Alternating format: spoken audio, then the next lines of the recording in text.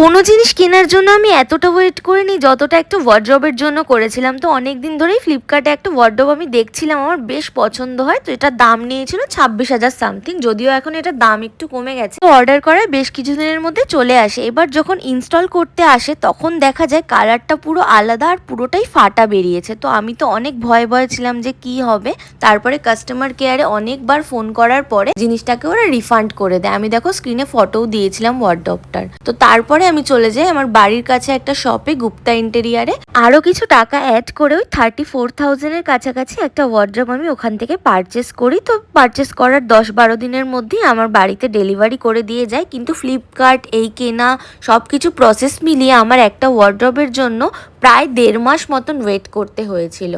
Finally নতুন ওয়ার্ড্রবটা আমার বাড়িতে চলে আসে আর সেটা ইনস্টল করতেও লোক চলে আসে। তারপরে যখন এটা খুলছিল আমি তো একটু ভয়ে ভয়ে ছিলাম যে এত ওয়ার্ড্রব নিয়ে আমার ঝামেলা পোয়াতে হয়েছে, সেখানে যাতে আর না এরকম হয়। তারপরে যখন এটা লাগিয়ে দিয়ে গেল আমি দেখলাম যে না, ভালো জিনিসটাই দিয়েছে। আমি নিয়েছিলাম একটা 3 পার্টের ওয়ার্ড্রব, আর বিশেষ করে আমি এটা নেওয়ার কারণ হচ্ছে আমার সাদা কালার খুবই পছন্দের, আর বিশেষ করে নিয়েছিলাম এই গোল্ডেন বিচটার জন্য, যেটা আমার গিয়ে এক দেখাতে পছন্দ হয়ে যায়। তো ফাইনালি আমার ওয়ার্ড্রব আমার বাড়িতে।